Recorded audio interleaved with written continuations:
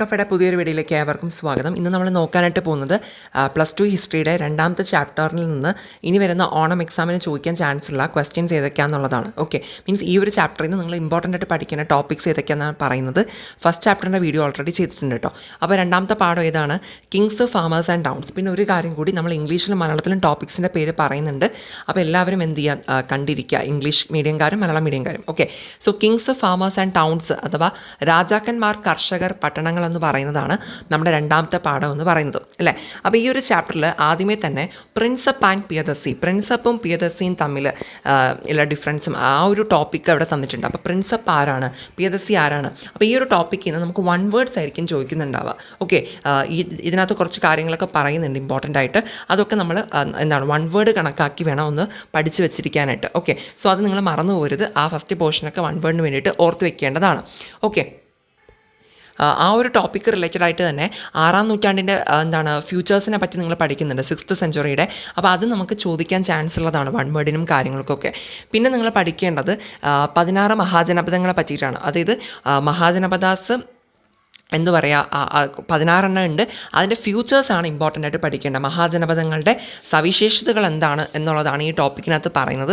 അത് നിങ്ങൾ എന്ത് ചെയ്യുക, കൃത്യമായിട്ട് പഠിച്ചു വെച്ചേക്കുക. ഓക്കെ, ആ ഫ്യൂച്ചേഴ്സ് നമുക്കൊരു 2-3 മാർക്കിനൊക്കെ പോയിൻ്റ് ബൈ പോയിൻ്റ് ആയിട്ട് എഴുതാൻ ചോദിക്കാറുണ്ട്.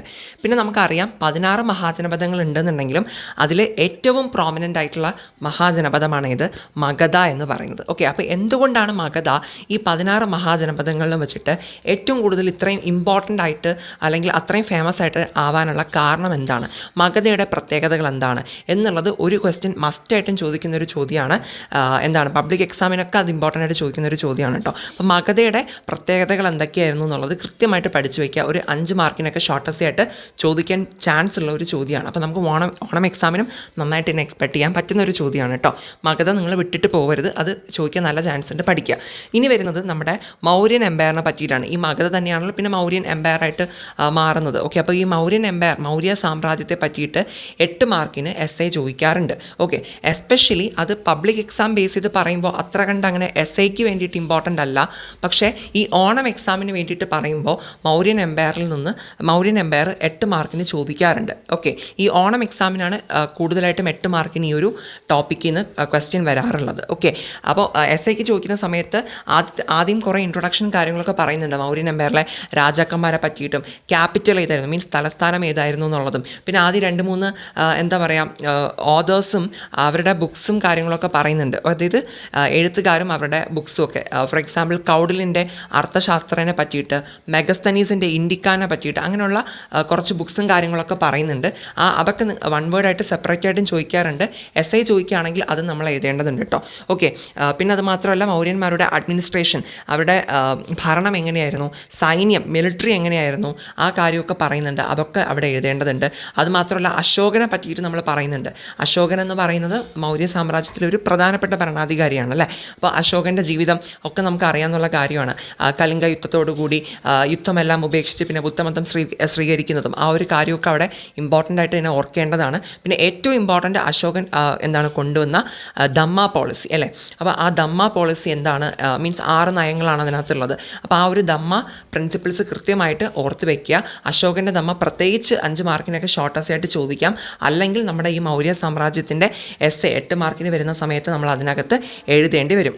ഓക്കെ, അപ്പോൾ അതുകൊണ്ട് തന്നെ അത് കൃത്യമായിട്ട് നിങ്ങൾ മൗര്യൻ എംപയറിനെ പറ്റിയിട്ട് ഡീറ്റെയിൽ ആയിട്ട് തന്നെ പഠിച്ച് വെക്കുന്നതായിരിക്കും ഏറ്റവും നല്ലത്. ഓക്കെ, പിന്നെ ഈ ഒരു ചാപ്റ്ററിൽ നിന്ന് അടുത്ത് വളരെ ഇമ്പോർട്ടൻ്റ് ആയിട്ട് പഠിക്കേണ്ടത് ദൈവിക രാജാക്കന്മാർ അഥവാ ഡിവൈൻ കിങ്സ് എന്ന് പറയുന്ന ആ ഒരു ടോപ്പിക്കാണ് കേട്ടോ. ആരായിരുന്നു ദൈവിക രാജാക്കന്മാർ, അവരുടെ പ്രത്യേകത എന്താണ്, അവരെന്തുകൊണ്ടാണ് ഡിവൈൻ കിങ്സ് എന്ന് അറിയപ്പെടുന്നത്. അപ്പോൾ ആ രീതിക്കൊക്കെ നിങ്ങളവിടെ നോക്കി വയ്ക്കുക. ഒരു 2-3 മാർക്കിനൊക്കെ നമുക്ക് ചോദിക്കാം, അല്ലെങ്കിൽ വൺ വേർഡ് ആയിട്ട് ചോദിക്കാം. ഡിവൈൻ കിങ്സിന് എക്സാമ്പിൾസ് ആരൊക്കെയാണ്, അതൊക്കെ നിങ്ങൾ നോക്കി വയ്ക്കുക. ചെറിയൊരു ടോപ്പിക്കാണ്, പഠിച്ചു വയ്ക്കാൻ ഈസിയാണ് കേട്ടോ അത്.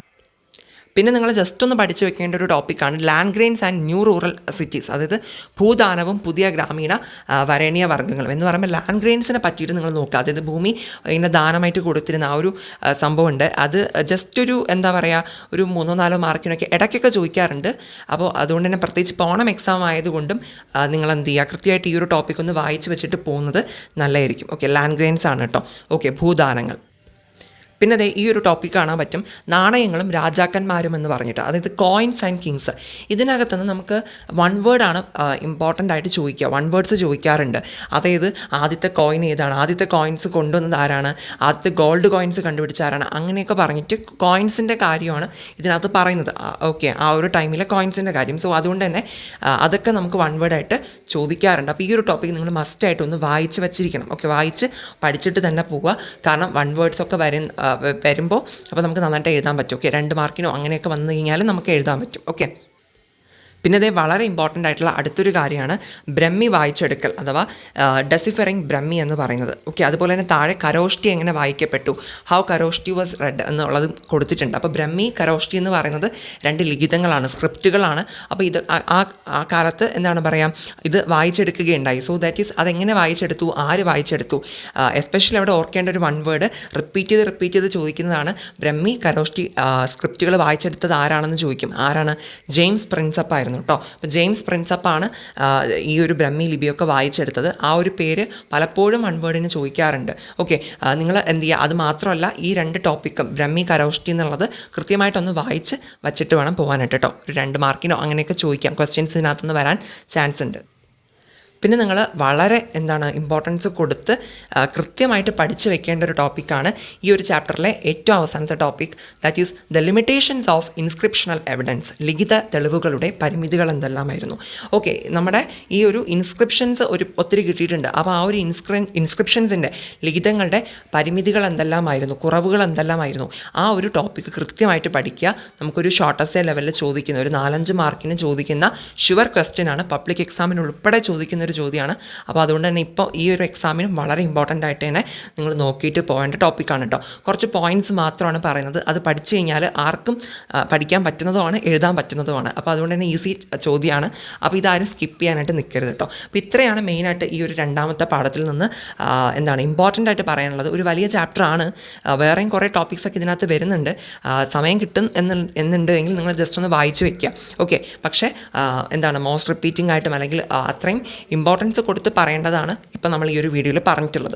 ഓക്കെ, എസ്പെഷ്യലി മൗര്യൻ എംപയറിൻ്റെ ആ ഒരു എസ്സേയൊക്കെ നിങ്ങൾ നോക്കുക, 8 മാർക്കിന് കണക്കാക്കി തന്നെ അത് പഠിച്ചിട്ട് പോവുക.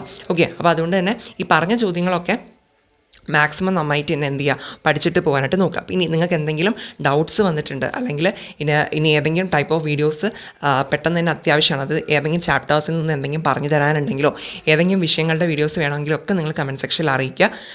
പിന്നെ 1-2 കുട്ടികൾ പറഞ്ഞിട്ടുണ്ടായിരുന്നു വേറെ വിഷയങ്ങളുടെയും ഇത്തരത്തിലുള്ള വീഡിയോസ് ചെയ്യണമെന്ന്. അത് നമ്മൾ ഇനി കണ്ടിന്യൂസ് ആയിട്ട് ചെയ്യുന്നുണ്ടായിരിക്കും. ഓക്കെ, കഴിഞ്ഞ ഒരു 1 വീക്ക് ബ്രേക്ക് വന്നിട്ടുണ്ടായിരുന്നു. പക്ഷേ ഇനി നമ്മൾ ഇന്ന് മുതൽ കണ്ടിന്യൂസ് ആയിട്ട് തന്നെ ഈ ഒരു ചാനലിൽ ഓണം എക്സാം റിലേറ്റഡ് ആയിട്ട് ഹെൽപ്ഫുൾ ആയിട്ടുള്ള വീഡിയോസ് ചെയ്യുന്നതായിരിക്കും. അപ്പോൾ എല്ലാവരും നിങ്ങൾ സപ്പോർട്ട് ചെയ്യുക, ആൻഡ് ഫ്രണ്ട്സിനൊക്കെ ഷെയർ ചെയ്ത് കൊടുക്കുക. എന്തെങ്കിലും ഡൗട്ടും കാര്യങ്ങളും ഉണ്ടെങ്കിൽ ചോദിക്കുക കേട്ടോ. Okay, thank you.